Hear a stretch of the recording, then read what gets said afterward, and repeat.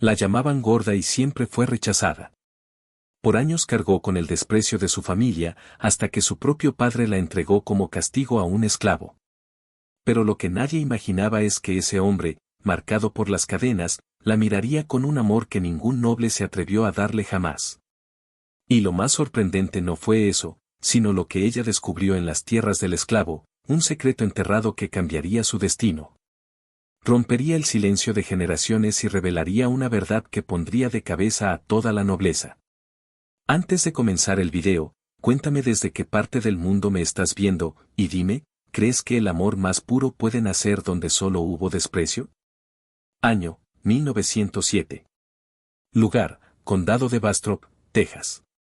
El sol se abría paso como un cuchillo lento entre los árboles de Nuespecana, derramando su luz sobre las colinas de tierra roja que envolvían la finca Wildenhorst, propiedad del terrateniente alemán Gerhard von Bressendorf.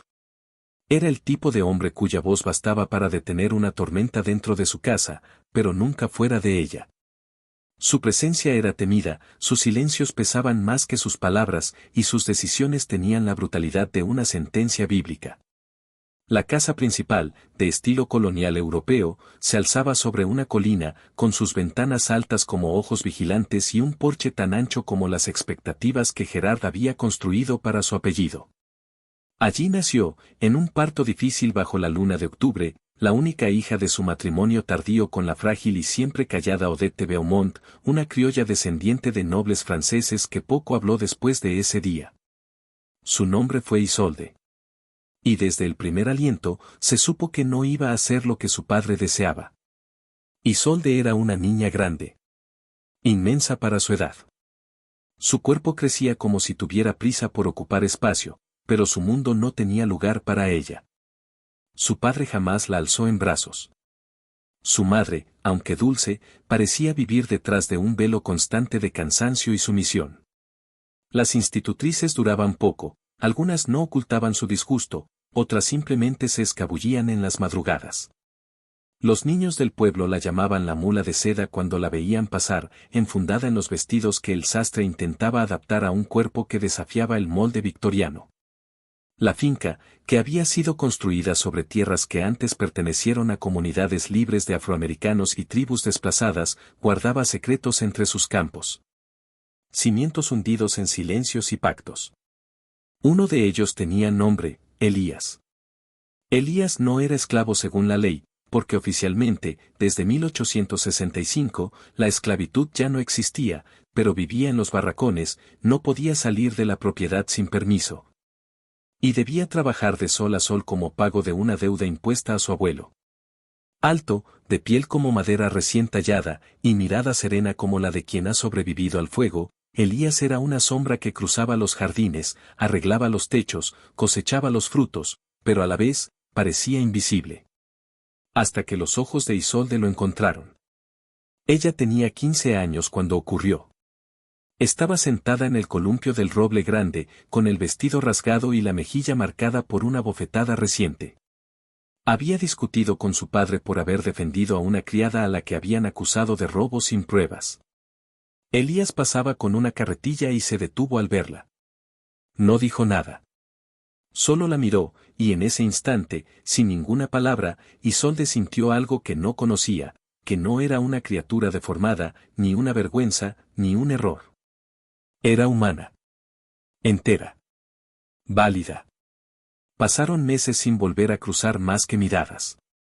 Pero bastaron para que Gerhard empezara a sospechar. El estallido llegó en el verano de 1909, cuando Isolde, harta de las insinuaciones de un pretendiente borracho que su padre había invitado, lo empujó delante de todos en el salón. El hombre cayó, el piano se quebró, y la vergüenza fue insoportable para el varón. Esa misma noche, entre gritos, golpes de bastón y olor a brandy, la sentencia fue dicha. Te comportas como una bestia. Entonces vivirás como una. Ya que no sabes honrar tu sangre, vivirás entre quienes no la tienen. Y sin derecho a réplica, Isolde fue llevada a una pequeña cabaña al borde de la propiedad, donde vivían los jornaleros. Allí, donde no había espejo ni almohada ni piano, fue entregada simbólicamente a Elías, como castigo, según las palabras de su padre. para que aprendiera. Enséñale disciplina, le dijo Gerard al hombre. Haz que valga algo. O al menos que no me avergüence más. Elías no respondió. Solo asintió con un gesto grave. Pero cuando cerró la puerta de la cabaña, no hubo cadenas, ni órdenes, ni desprecio. Solo un silencio nuevo.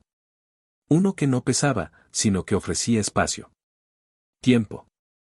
Y esa primera noche, mientras la lluvia golpeaba el techo y ella se encogía sobre una manta, escuchó su voz por primera vez. Nadie merece ser tratado como castigo, Isolde. Ni tú. Ni yo. Ella no contestó. No podía. Porque lloraba con una fuerza que nunca se le había permitido mostrar. Y así comenzó el exilio que nadie en la familia se atrevió a mencionar, pero que cambiaría la historia de todos para siempre. Aquella cabaña, que olía a madera vieja, tierra mojada y a una vida sin lujo, se convirtió en el nuevo universo de Isolde von Bressendorf. Lo que para su padre era una degradación, una humillación simbólica, para ella fue, de forma lenta pero innegable, el principio de su liberación. Aunque al principio, no lo supo ver así. Las primeras semanas fueron un purgatorio interno. Isolde no hablaba.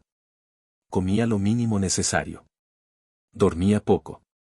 Pasaba las mañanas sentada en la puerta, mirando hacia los campos como si esperara que en cualquier momento alguien viniera a rescatarla. Pero nadie venía. Nadie preguntaba por ella. Nadie la extrañaba. La vida en la cabaña era silenciosa y contenida. Elías no la obligó a nada. Le ofreció su cama mientras él dormía en el suelo, le cocinaba gachas con maíz tostado por las mañanas y frijoles con arroz en la noche.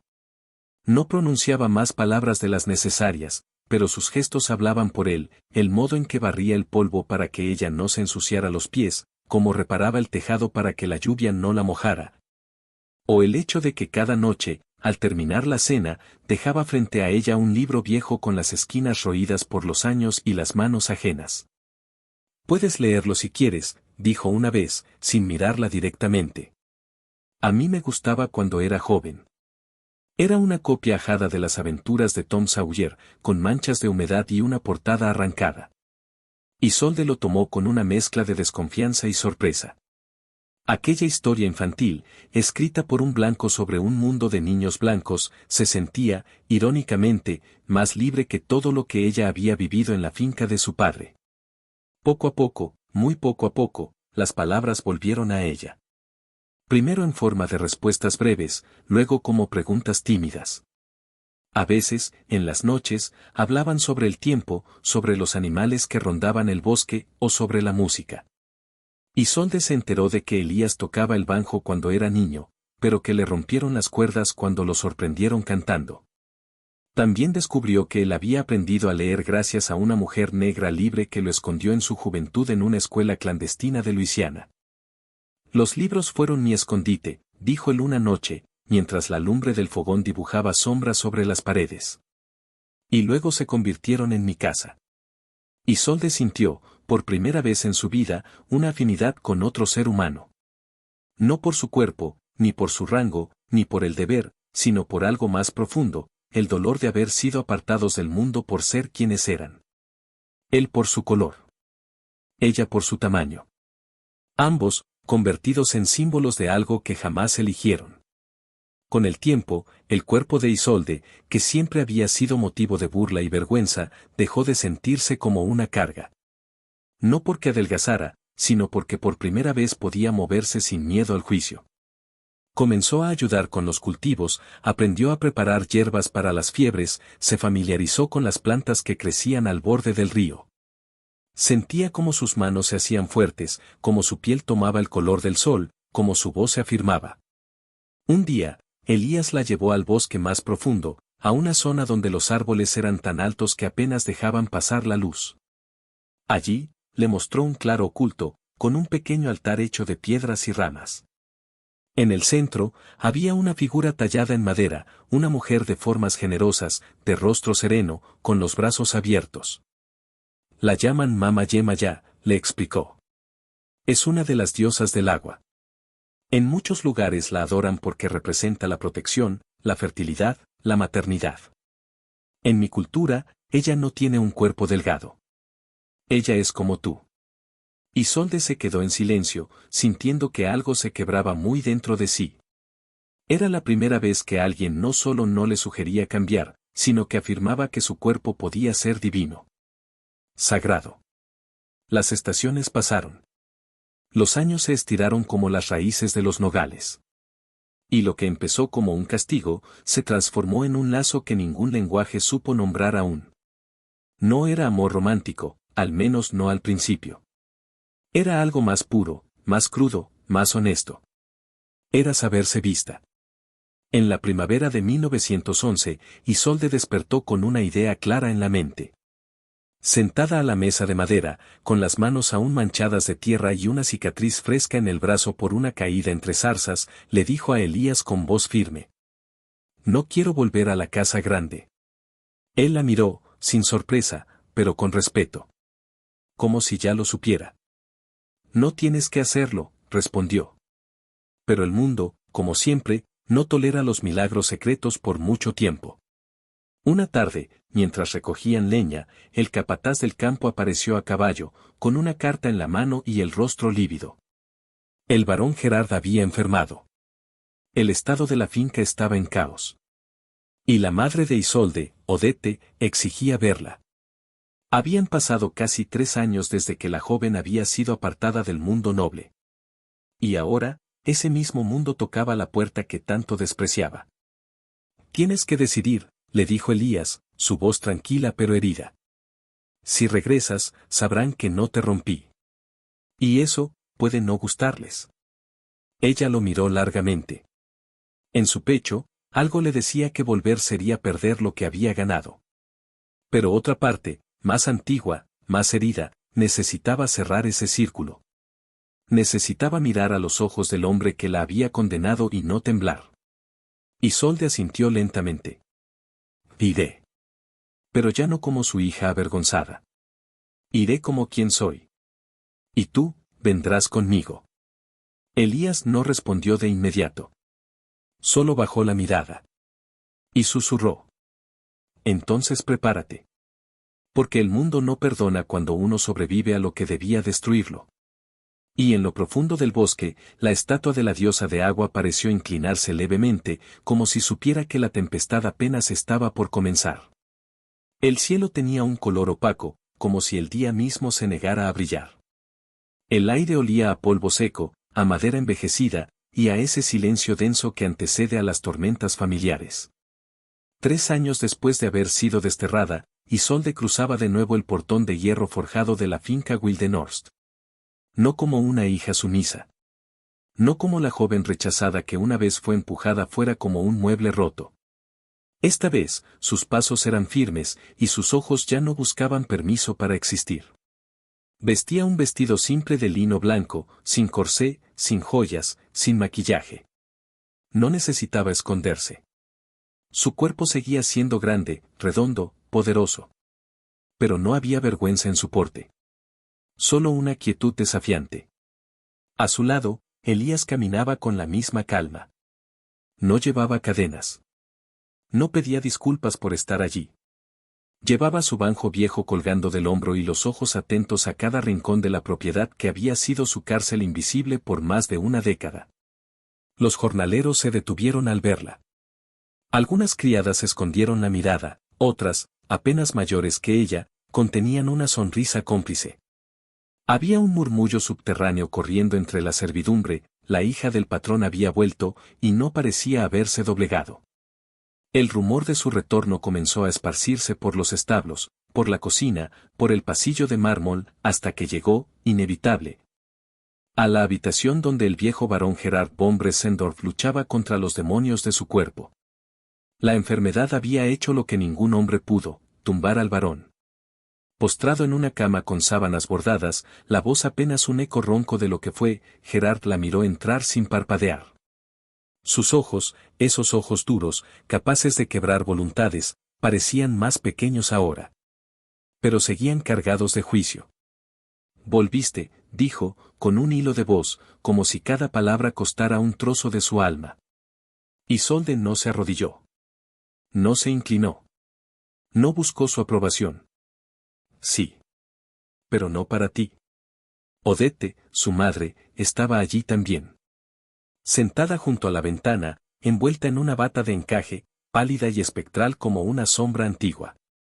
La miró con unos ojos grandes y húmedos, pero sin pronunciar palabra. La tristeza en su rostro no era nueva. Era una pena ancestral. La de todas las mujeres que se tragaron sus palabras durante generaciones. Elías se quedó a la puerta. No avanzó. No era su sitio, todavía. Pero estaba presente, como testigo. Como escudo. Como símbolo. Gerard tosió, un sonido áspero y grotesco que sacudió su cuerpo como un árbol carcomido. Luego alzó una mano temblorosa, intentando señalar algo, o a alguien, pero no llegó a terminar el gesto. Se desmayó. La fiebre lo había vencido. Los médicos dijeron que no sobreviviría más de 3 días. Fue entonces cuando Isolde descubrió que la finca, aquella gran bestia de columnas blancas y cortinas de seda, estaba al borde del colapso. El varón había contraído deudas con hacendados del norte, había vendido tierras en secreto, y hasta había hipotecado la propia casa sin que su esposa lo supiera.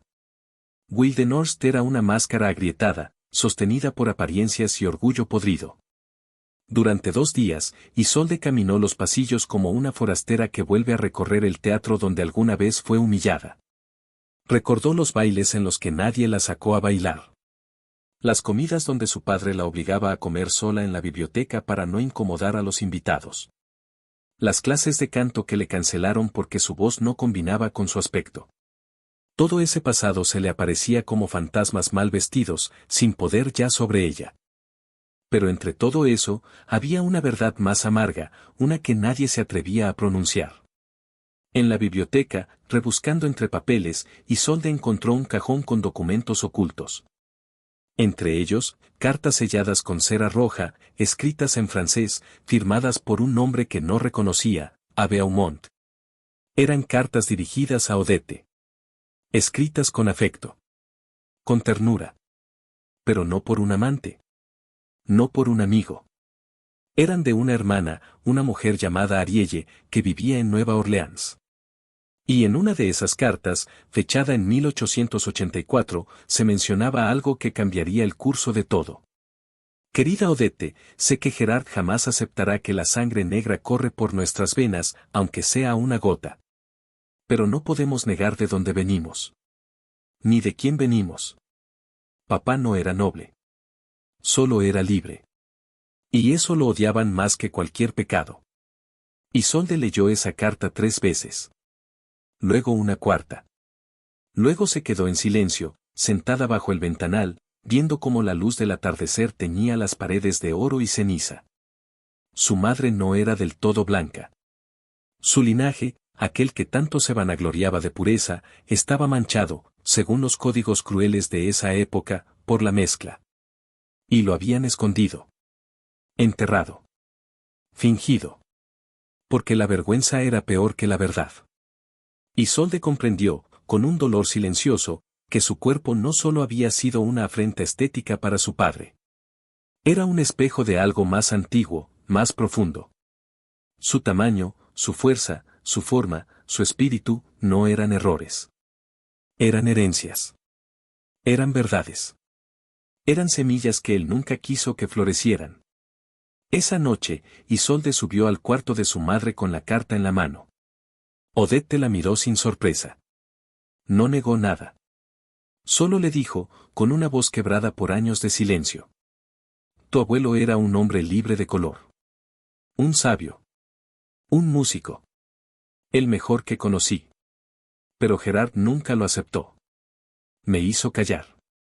Me hizo borrar su nombre. Me hizo olvidar. Isolde la abrazó.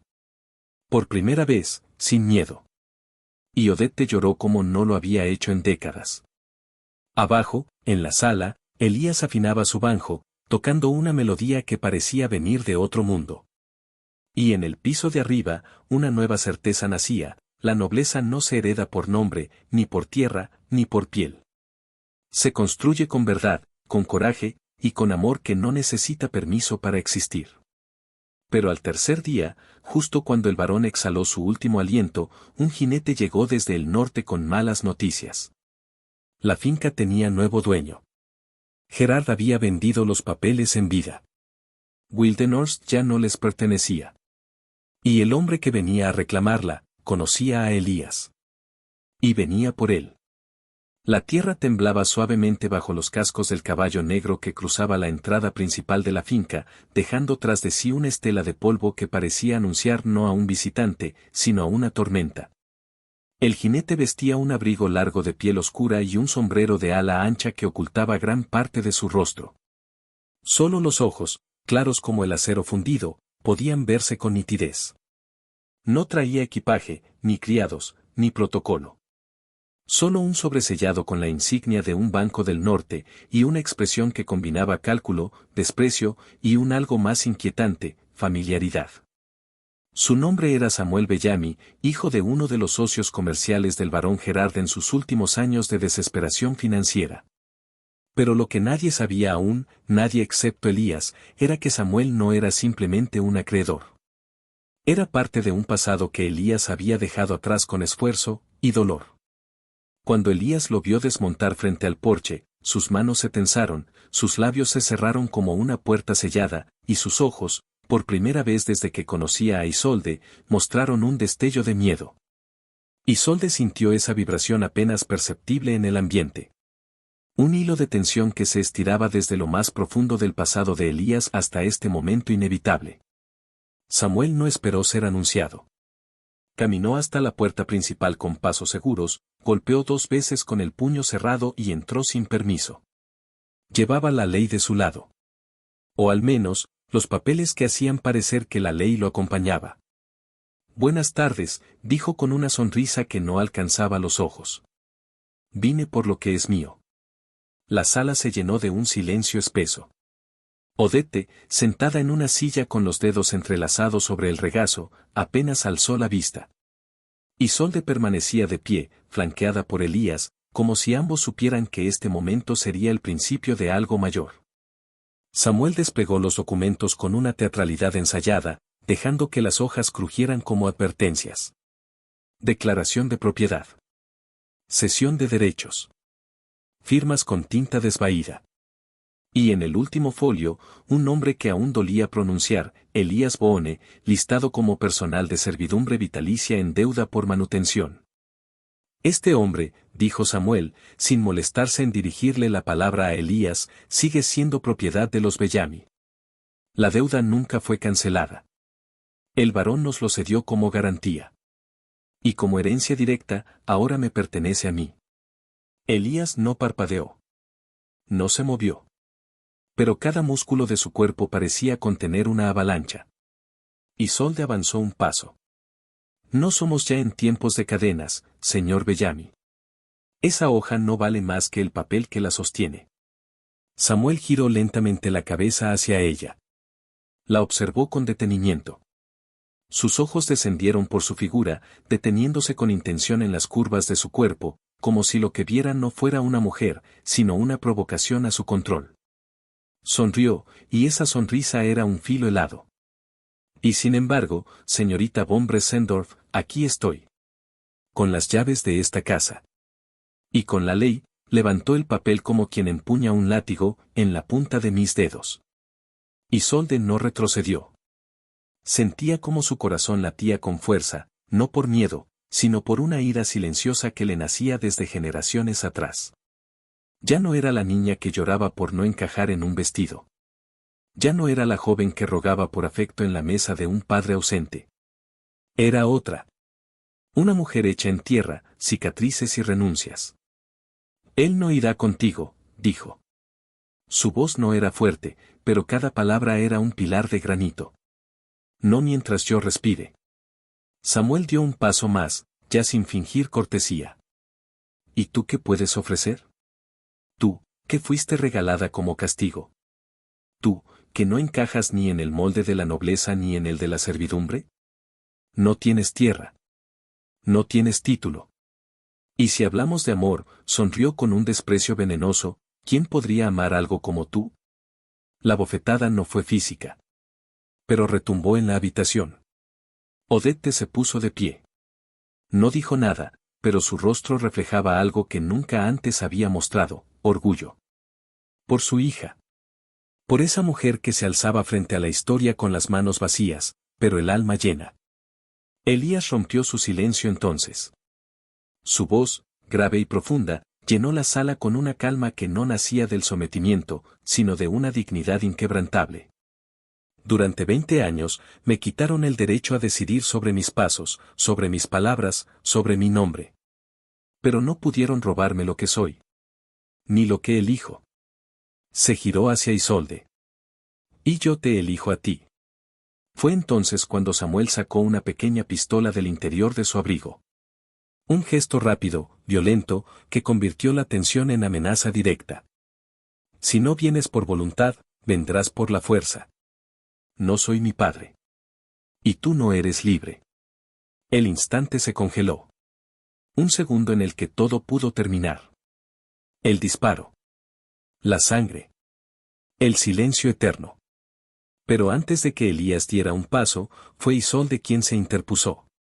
Y dijo, con voz tan firme como la tierra bajo sus pies: entonces vas a tener que matarme a mí primero. Porque no viviré en un mundo donde los hombres como tú aún crean que pueden nombrar lo que otros valen. Samuel dudó. No por compasión, sino porque algo en su interior, en el eco de su linaje, en la mirada de esa mujer a la que había intentado reducir con palabras, le dijo que si apretaba el gatillo, ya no sería un hombre. Sería solo un recuerdo podrido de un tiempo que moría. Bajó el arma. Esto no ha terminado, dijo. Y se fue. Pero su sombra se quedó en la casa, como una advertencia. Esa noche, Isolde y Elías se sentaron en el porche, bajo un cielo sin luna. Nadie hablaba. Pero ella tomó su mano. Y él, por primera vez, la besó. No con urgencia. No con miedo. Sino con la devoción de quien ha esperado toda una vida para encontrar un hogar en otro ser humano. Pero muy lejos de allí, en una oficina de Houston, un nombre fue escrito en un contrato de captura. Un precio fue puesto sobre la cabeza de Elías Boone. Y alguien muy poderoso, con cuentas pendientes que ardían como brasas, acababa de autorizar su casa. El amor había nacido, sí. Pero ahora, estaba condenado a pelear por su derecho a existir. Cuando el amor nace en tierra maldita, no florece en paz. Crece entre espinas, se alimenta de heridas y se fortalece con los silencios que otros dejaron por miedo. Elías e Isolde, unidos ahora no solo por lo que habían sufrido, sino por lo que se habían descubierto mutuamente capaces de ser, sabían que lo que los unía no podía existir bajo la mirada del mundo sin consecuencias. Después de la confrontación con Samuel Bellamy, la finca Wildenhorst quedó suspendida en una extraña calma. El barón Gerard ya estaba enterrado bajo el roble mayor, en una tumba fría y sin flores. La servidumbre, ahora sin patrón claro, empezó a mirar a Isolde con una mezcla de respeto y esperanza. Ella hablaba con ellos. Los escuchaba. Les preguntaba por sus hijos, por sus enfermedades, por sus ideas. Y ellos, como si despertaran de un largo sueño, empezaron a confiar en que, tal vez, bajo su cuidado, el futuro no tendría que parecerse tanto al pasado. Pero las deudas de su padre eran como raíces secas extendidas bajo la tierra, y una a una comenzaron a salir a la superficie. El nuevo dueño de los papeles legales de la finca, Samuel Bellamy, no volvió en persona, pero envió abogados y cartas frías redactadas por hombres sin rostro. Isolde no firmó nada. Se negó a abandonar la casa. Elías, por su parte, comenzó a trabajar en reforzar la finca, no con muros, sino con redes. Viajó a escondidas a los pueblos vecinos, buscó antiguos conocidos, antiguos esclavos liberados que habían formado comunidades libres en los bordes del este de Texas y sur de Luisiana. En uno de esos viajes, encontró a un hombre llamado Jonah Leclerc, un viejo de barba blanca y manos agrietadas que lo había criado como a un hijo durante su niñez escondida. Jonah vivía ahora en una comunidad libre en las afueras de Houston, donde educaban a niños negros y mezclados en escuelas clandestinas, donde se hablaban lenguas africanas, criollas y francesas, y donde aún se guardaban saberes antiguos. Jona le dijo algo que lo estremeció. El norte ya no caza solo por odio, hijo.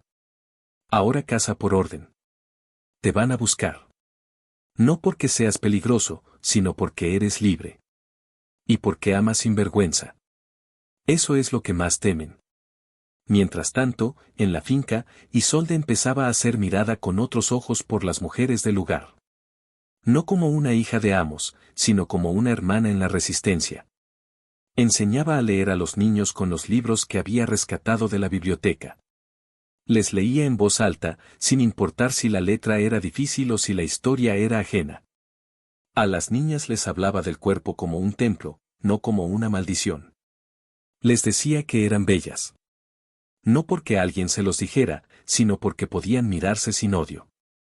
Una tarde, mientras organizaban un círculo de lectura, una de las niñas, Marianne, de apenas 8 años, levantó la mano y preguntó: ¿Usted por qué no tiene miedo, señorita Isolde? Ella no supo qué decir al principio. Se quedó en silencio, mirando a los ojos de esa niña de trenzas apretadas y pies descalzos.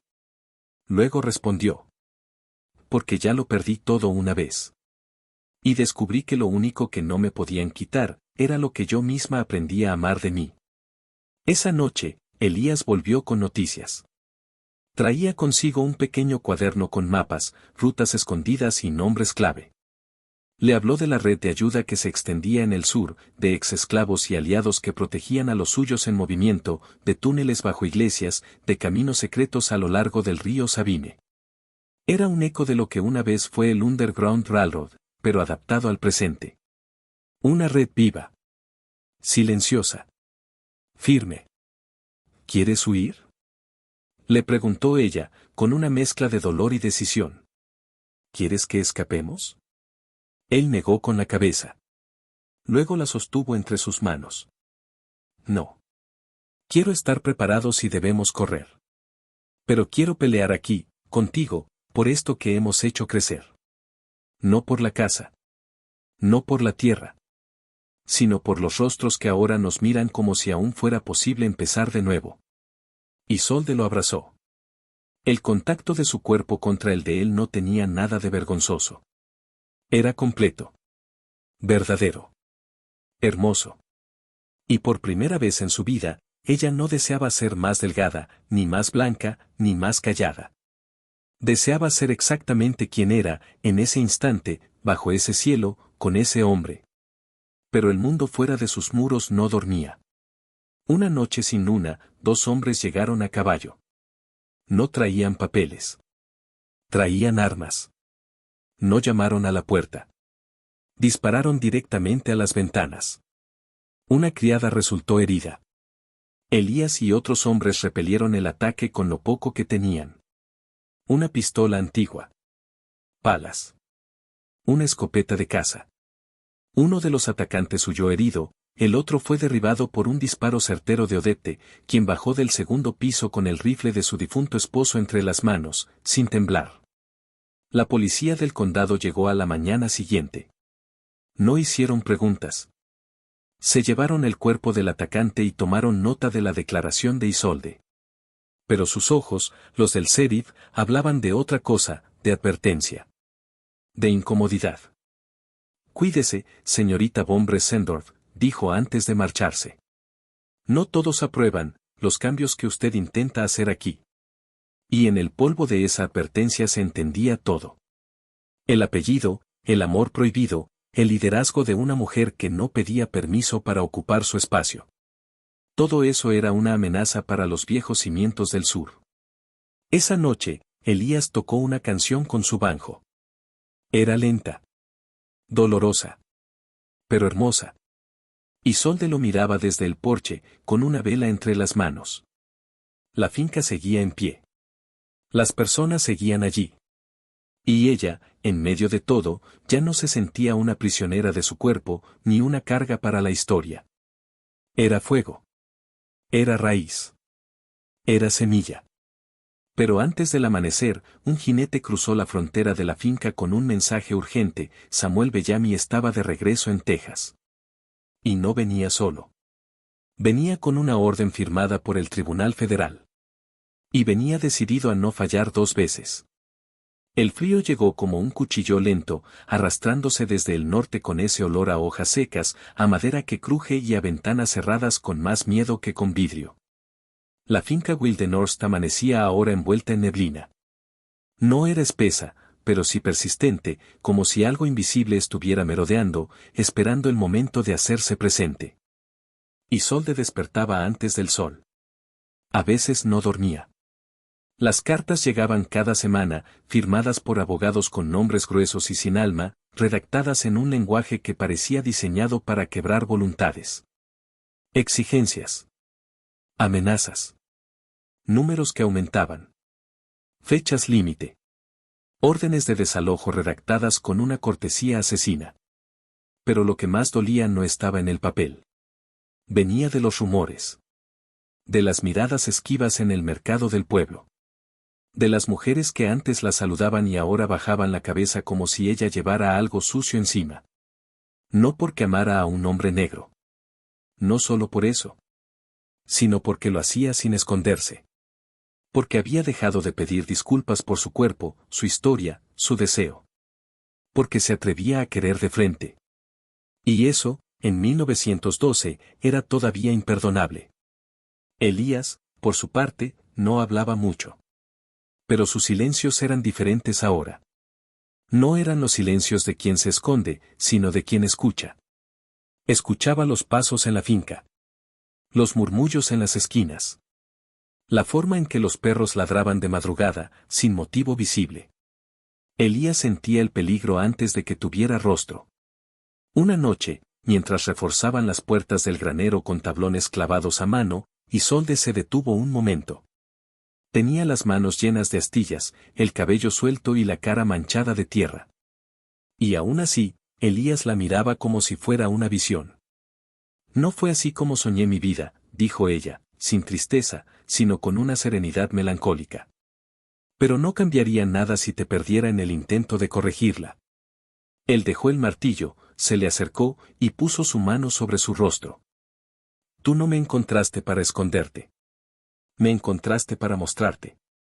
Esa noche hicieron el amor como si el tiempo fuera un invento ajeno, como si el mundo estuviera a kilómetros de distancia y sus cuerpos fueran el único idioma que aún tenía sentido. Pero al amanecer, la realidad tocó la puerta. Y esta vez, no fue un jinete solitario. Fue una caravana entera. 3 carros con ruedas altas. 4 hombres armados. Un alguacil federal con un documento firmado por el Tribunal de Dallas y sellado por el Banco de Austin. Y al frente de todo, como un general de guerra, Samuel Bellamy montado en un caballo oscuro, vestido con un abrigo nuevo, sonrisa victoriosa y una mirada que no buscaba justicia, sino revancha.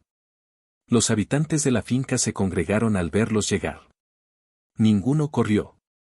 Ninguno habló. Pero todos sintieron que la cuerda que sostenía su pequeño mundo estaba a punto de romperse. Samuel desmontó, entregó el documento al capataz del condado, y lo leyó en voz alta, como si se tratara de un sermón.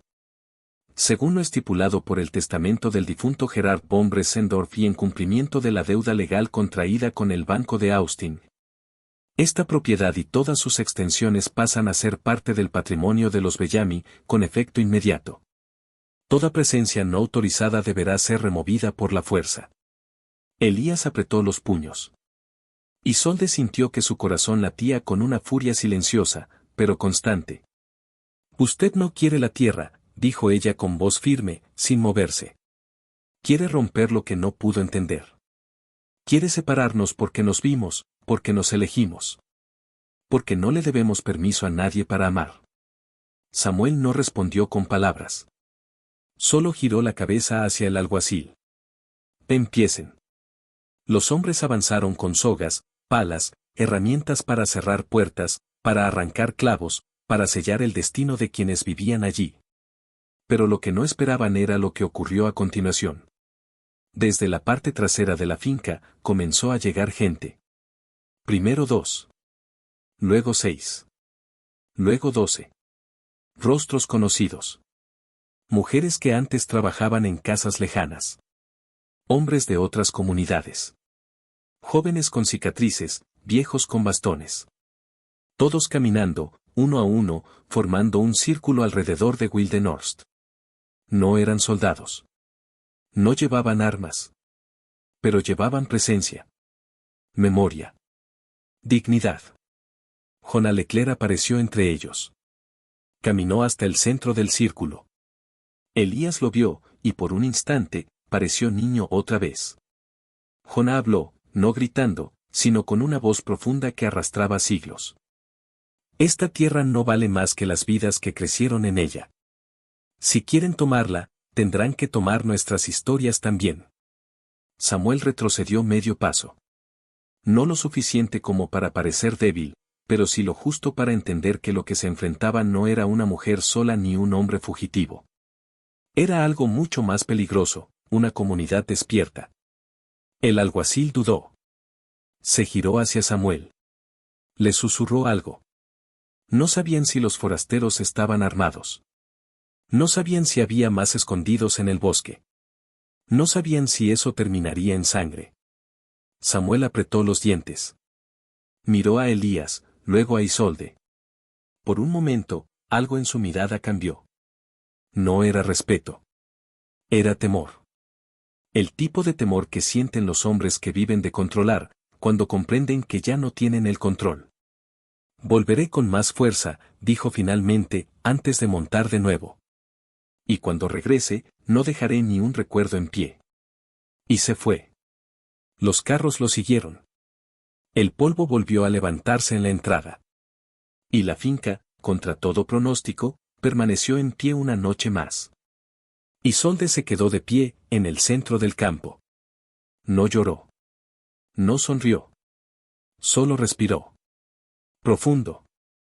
Largo. Como si ese aire, en ese instante, fuera el primer aliento verdadero de su vida. Pero en su pecho ya se gestaba algo que no esperaba. Una semilla. Una vida. El fruto del amor que no debía existir. Y con él, nacería una nueva lucha. La primavera no llegó con flores. Llegó con una llovizna constante, con tierra húmeda bajo los pies, con hojas nuevas temblando al borde de ramas viejas. Llegó sin anunciarse, sin pedir permiso, como si supiera que aquel lugar ya no era el mismo, que algo profundo había cambiado para siempre en la vieja finca Wildenhorst. Y en el corazón de esa tierra removida, una mujer despertaba cada día con un temblor distinto en el cuerpo. No era temor. No era fiebre. Era una vibración cálida, suave, que comenzaba en el vientre y se extendía como una canción muda por sus extremidades. Isolde estaba embarazada. No lo supo por médicos ni por pruebas, sino por el silencio especial que sintió una mañana al poner sus manos sobre su abdomen. Era como si una segunda voz, más pequeña pero infinitamente valiente, le susurrara desde dentro, «Estoy aquí. No temas». Al decírselo a Elías, no hubo ceremonia ni júbilo desbordado. Solo un largo silencio. Un abrazo sostenido. El temblor de unos labios sobre su frente. Y una frase dicha con voz tan baja que parecía un rezo. Nos han negado todo, menos esto. En otro tiempo, en otro mundo, el nacimiento de un hijo mestizo habría sido una tragedia social, un escándalo enterrado, una mancha en el linaje de una familia noble. Pero para ellos, para esos dos corazones rotos que se habían reconstruido el uno al lado del otro, ese hijo era una bandera. Una respuesta. Una promesa. Sin embargo, el embarazo no fue fácil. Isolde no era una mujer joven según los estándares de la época. Su cuerpo, siempre grande y fuerte, ahora se volvía más lento, más pesado, más exigente. Los dolores en la espalda se hacían constantes. A veces no podía dormir por la presión en el pecho. Vomitaba con frecuencia, y algunas mañanas despertaba con fiebre y la sensación de que algo la alaba desde dentro como si la historia misma tratara de arrancarle lo que había logrado construir. Pero nunca dijo no puedo. Nunca dijo me rindo. Elías, por su parte, se volvió todavía más cuidadoso. Reforzó las puertas cada noche. Colocó campanas pequeñas en los árboles más cercanos para escuchar si alguien se acercaba por el bosque. Enseñó a los niños de la finca a correr en silencio, a esconderse, a proteger a los más pequeños. Había ternura en sus manos cuando tocaba a Isolde, pero fuego en sus ojos cada vez que escuchaba un ruido extraño cerca del granero. Jona Leclerc, viejo como los cipreses del río, venía a menudo a visitarlos. Traía hierbas, sopas, oraciones. Se sentaba con Isolde durante horas a contarle historias de mujeres que habían parido en medio de la guerra, en las marchas, en los barcos esclavistas, en las montañas. Le decía que el vientre era una catedral, no una prisión. Que su cuerpo era más sabio que todo lo que el mundo le había dicho. Tu cuerpo ha sido insultado toda tu vida porque asusta, le susurró una vez mientras le aplicaba aceite caliente en la espalda. Porque no se doblega. Porque no se deja corregir. Porque no necesita perdón. Tu hijo nacerá de esa fuerza. Pero no todos compartían esa fe. Algunos vecinos comenzaron a murmurar. Algunos antiguos socios del varón enviaron cartas con advertencias. Y lo más inquietante, un desconocido comenzó a rondar la finca al anochecer. No hablaba. No se acercaba. Solo se quedaba de pie, a lo lejos, como una sombra plantada en la maleza, observando. Una noche, Elías lo siguió. Lo persiguió hasta el río, pero el hombre desapareció como si se hubiera fundido con los árboles. Al volver, su rostro era de piedra. No dijo nada. Solo colocó un cuchillo bajo la almohada de Isolde mientras ella dormía. Y fue entonces cuando la verdad, esa que llevaba tiempo asomándose como un susurro a lo lejos, golpeó con fuerza. Una carta sin remitente llegó una tarde. El sobre era amarillo, doblado, con la tinta apenas legible. Dentro, una sola línea. Samuel no ha olvidado. Ni lo que perdiste, ni lo que ahora crece en ti. Esa noche no hubo cena. No hubo música. Solo la certeza, muda pero irreversible, de que la tormenta volvía a acercarse. No con truenos. No con gritos. Con el paso lento y cruel del poder que no acepta ser desafiado. Isolde sabía lo que eso significaba. No solo corría peligro ella. No solo Elías. Ahora había una tercera vida. Una nueva llama encendida. Y esa llama debía ser protegida a toda costa. Entonces decidió hacer lo impensable, abandonar la finca. No para rendirse. No para esconderse. Sino para sobrevivir lo suficiente como para volver con fuerza. Tenemos que irnos, le dijo a Elías una madrugada, con la voz quebrada pero decidida. No quiero que este hijo nazca rodeado de miedo. No quiero que su primer llanto sea ahogado por el eco de un disparo. Elías no preguntó a dónde. No pidió explicaciones. Solo tomó el mapa escondido en el piso falso del armario y comenzó a trazar la ruta. Jona les daría refugio en un asentamiento libre cerca de Natchitoches, en Luisiana. Allí, entre mujeres parteras, sanadores y protectores de sangre mezclada, había un lugar seguro. No definitivo, pero sí suficiente para respirar. Y así, en una noche sin luna, cuando todos dormían, cuando incluso los grillos parecían guardar silencio, Isolde, Elías y la vida que crecía entre ellos. Cruzaron el portón de Wildenhorst con una carreta cubierta y el corazón latiendo como un tambor de guerra. Detrás dejaban la casa. Las paredes. Las cicatrices. Pero llevaban consigo lo más valioso, el amor que desobedecía la historia. Y la vida que se negaba a nacer entre cadenas. Lo que ninguno de los dos sabía era que alguien ya lo seguía. Y que lo que perderían en el camino, aún no había sido escrito. El camino no era largo en distancia, pero lo era en historia. Elías guiaba la carreta con las riendas firmes, aunque sus nudillos estuvieran pálidos por la tensión. Isolde, envuelta en mantas gruesas, sentía como el cuerpo le hablaba en un lenguaje nuevo cada día.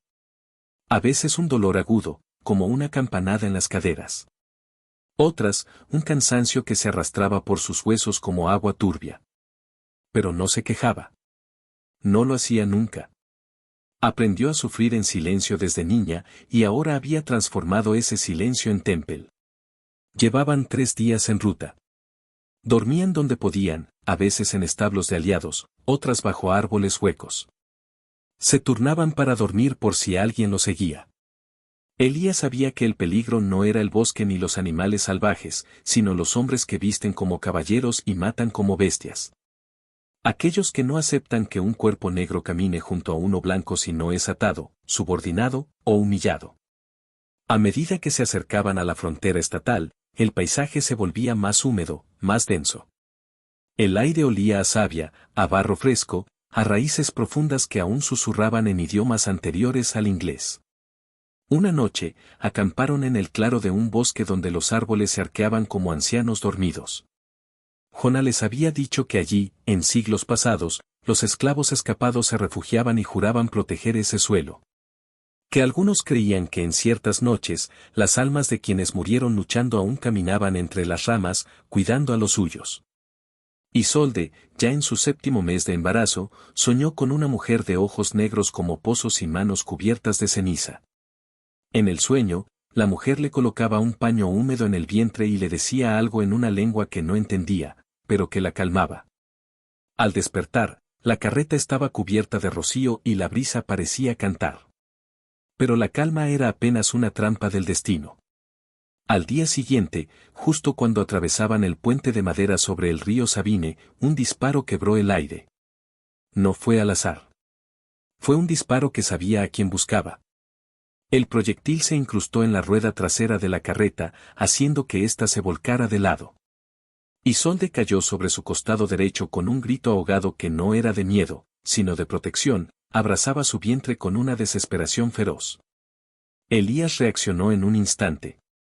Se lanzó sobre ella, cubriéndola con su cuerpo. Desde el bosque emergieron 3 hombres, 2 con rifles, uno con un látigo enrollado al cinturón. No llevaban uniforme, pero sí el olor a encargo sucio, a misión privada, a sangre comprada. Buscamos a Elías Boone, dijo el del centro, escupiendo al suelo con desdén. Viene con una mujer blanca que olvidó cuál es su lugar. Tenemos orden de llevarlos. ¿Vivos o medio vivos? Elías no respondió. Solo se incorporó, lentamente, con las manos alzadas. No por rendición, sino para proteger el cuerpo de la mujer que amaba. Ella está embarazada, dijo, con voz firme. No tienen por qué lastimarla. El que tenía el látigo sonrió con dientes amarillos. Nos mandaron a traerlos. No a tratarlos bien. Isolde intentó ponerse de pie, pero un dolor agudo la derribó. Sus manos estaban cubiertas de sangre. Era demasiada. Elías lo vio. Y entendió. El bebé viene, susurró ella, con los ojos abiertos de par en par, no de miedo, sino de urgencia. Elías, está viniendo. El líder de los hombres dio un paso adelante. No tenemos tiempo para partos. Ni para dramatismos. Pero fue entonces cuando el bosque respondió. Desde la colina al otro lado del río, se alzó una voz. Elías. Isolde. Era Jonah, acompañado por 5 hombres más. Todos armados. No con armas modernas. Con escopetas viejas, herramientas de labranza, cuchillos de caza. Pero con algo más, con determinación.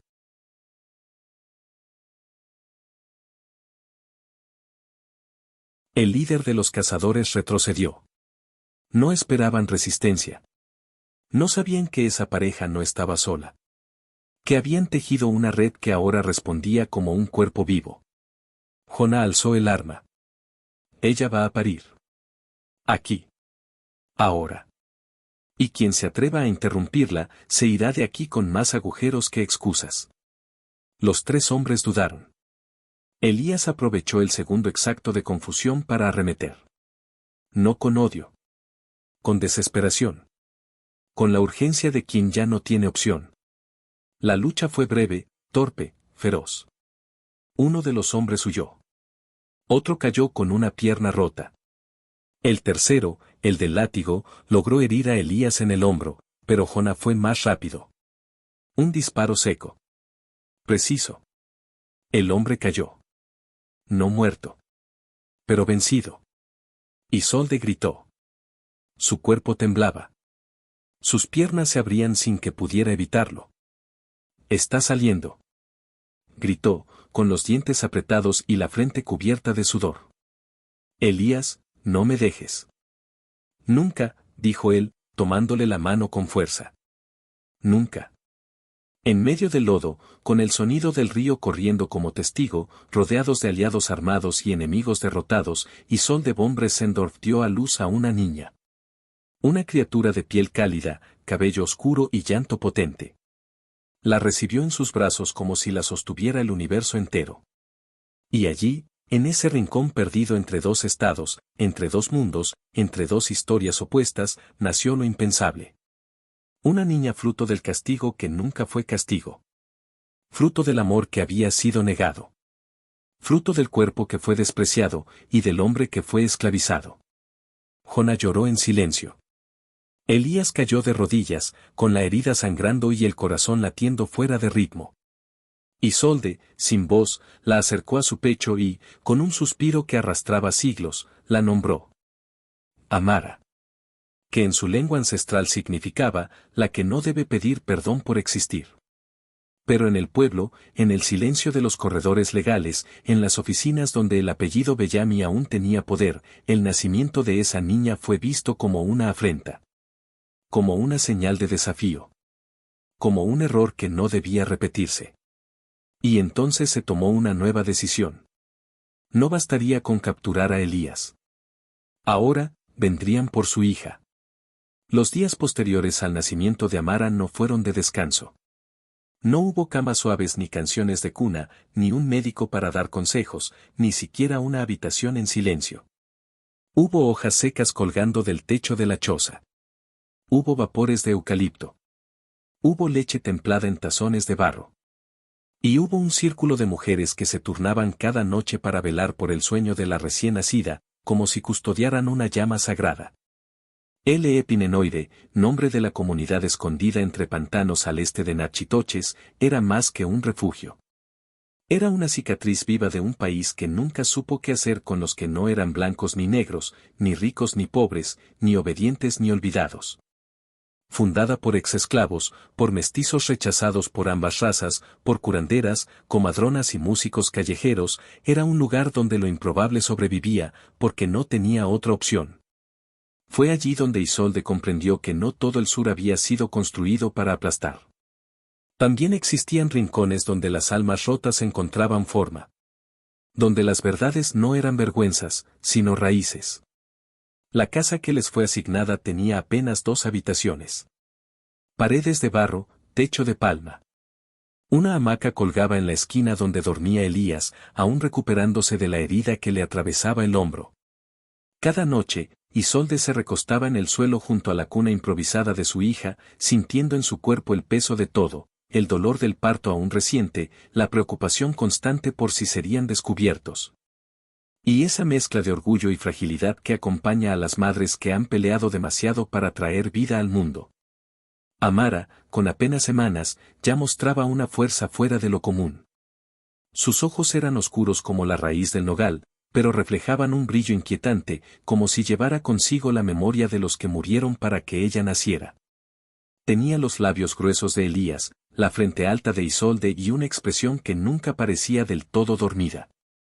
Los ancianos del poblado decían que esos niños traían nombres antes del bautizo y que su presencia no era casual, sino elegida.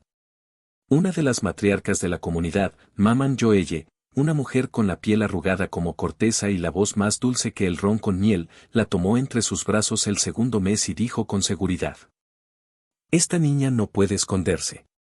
Porque ella es la promesa. La prueba de que la vergüenza ya no nos sirve. De que el barro también sabe dar frutos limpios.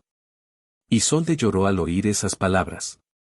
No por debilidad, sino por el alivio brutal que se siente cuando alguien, por fin, ve tu historia no como una carga, sino como un canto. Pero la amenaza nunca desaparecía. Era un aliento constante en la nuca. Un reloj que no marcaba horas, sino peligros. Los cazadores enviados por Samuel Bellamy no habían desaparecido. Uno fue visto semanas después, disfrazado de vendedor de telas en el pueblo más cercano. Otro se hizo pasar por predicador. Preguntaban por una mujer blanca de cuerpo grande con un bebé de piel canela. Preguntaban por un hombre de brazos marcados por la servidumbre, que tocaba el banjo como si hablara con los muertos. Las redes de vigilancia de L. Epimenoide se activaron. Jóvenes comenzaron a patrullar las entradas del pantano. Maman Joelle escondió a Amara durante el día, en la escuela del asentamiento, que funcionaba también como templo, como refugio y como archivo de las verdades negadas.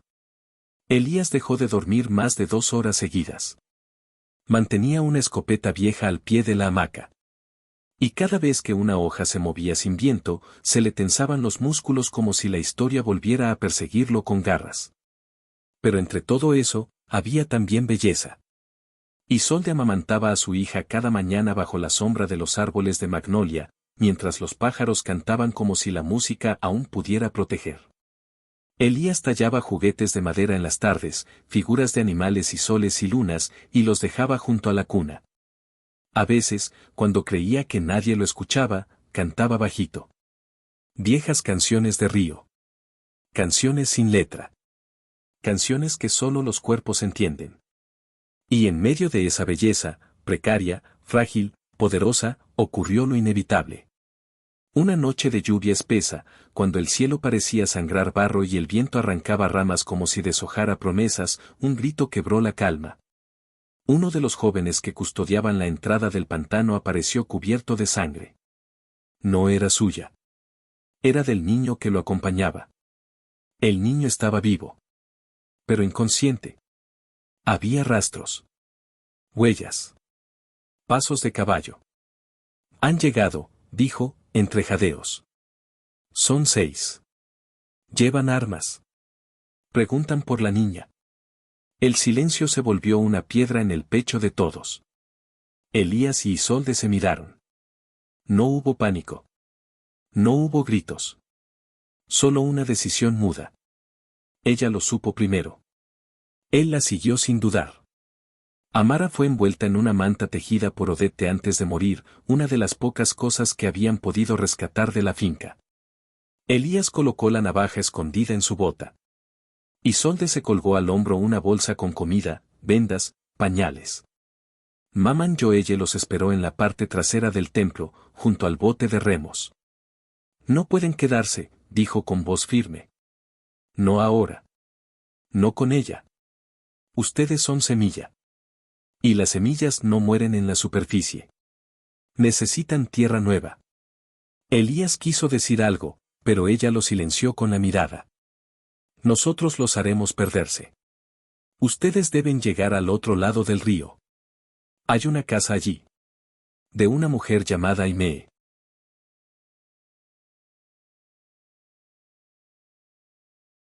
Ella sabrá. Amara comenzó a llorar. No por hambre. No por frío.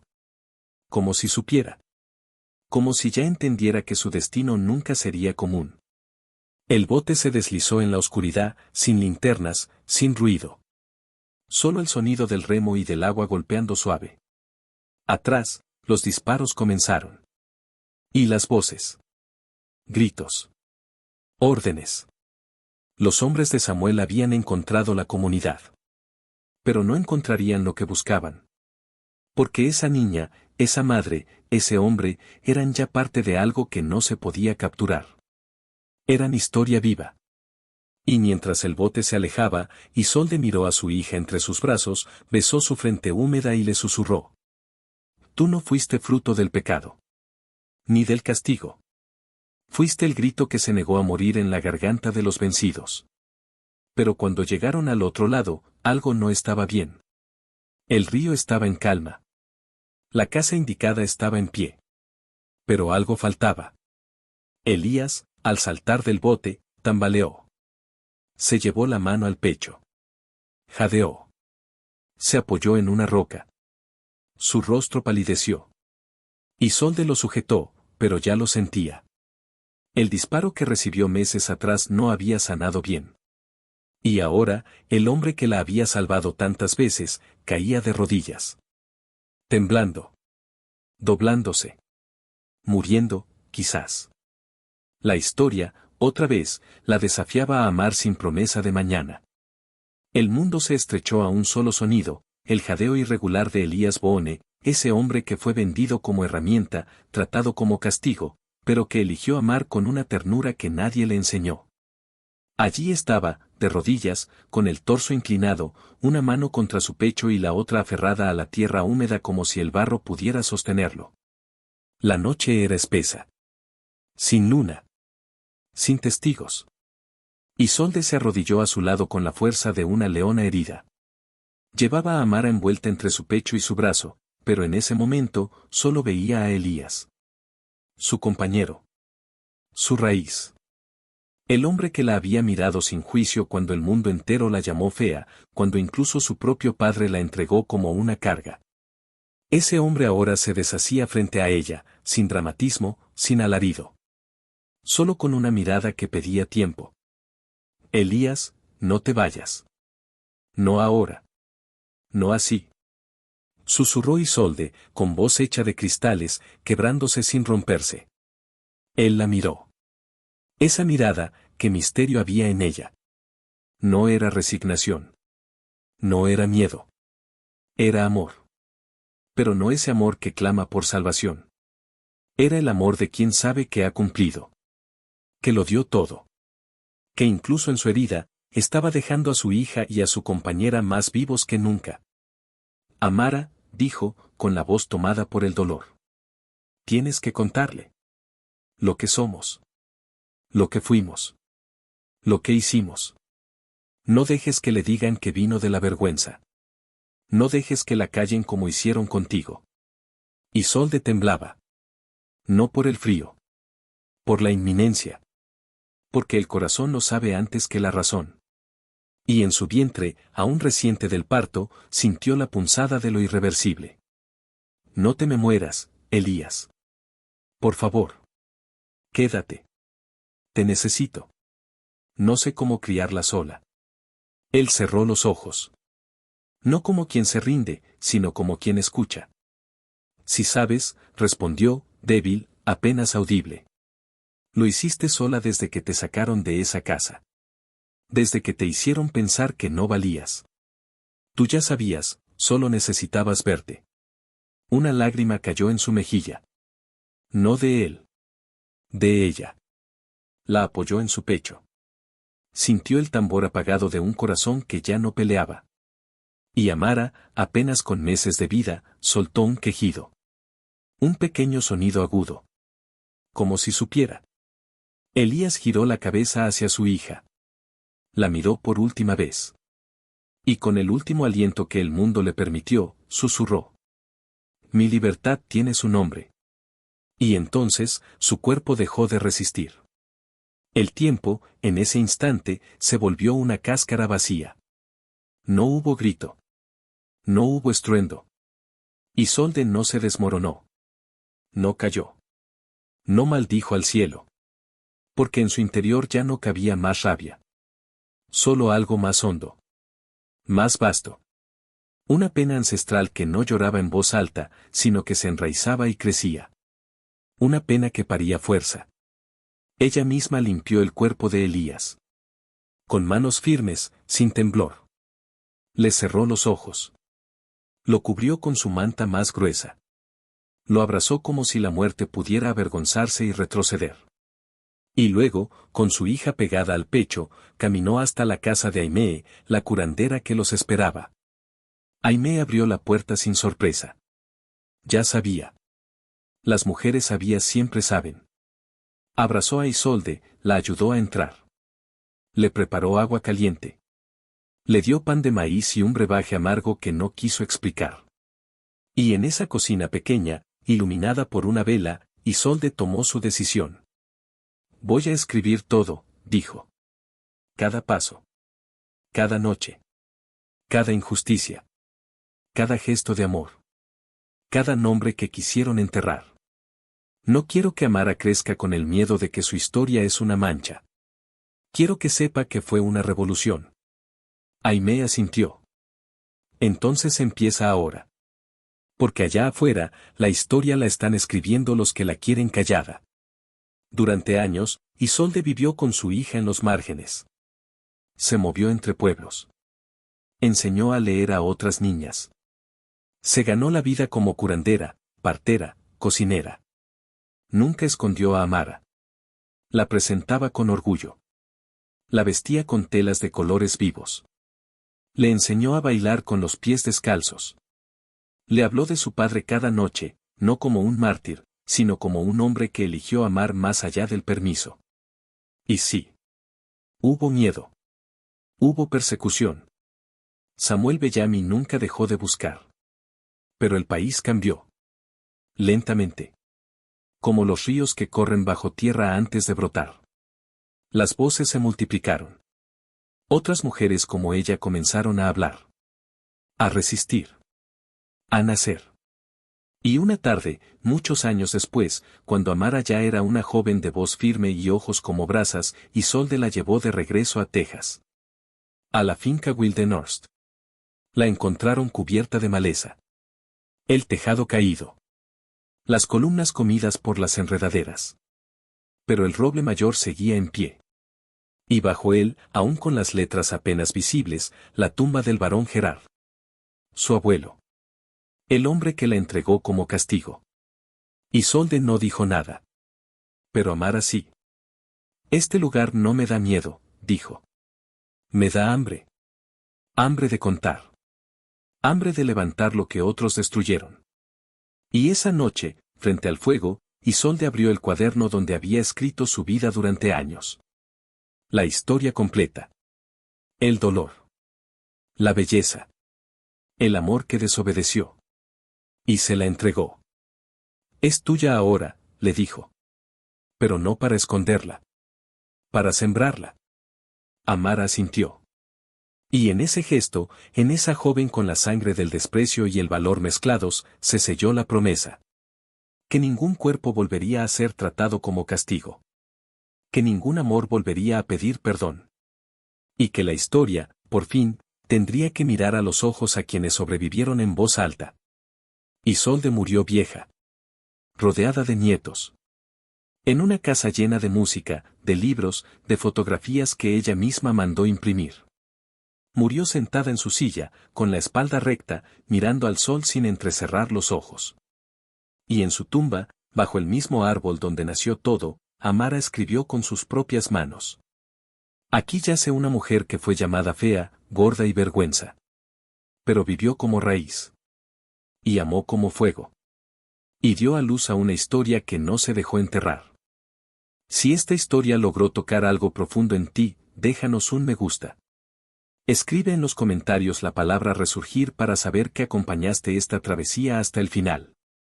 Comparte con alguien que aún cree en el poder del amor verdadero y los comienzos improbables. Suscríbete al canal para más historias que abrazan el alma y despiertan el corazón.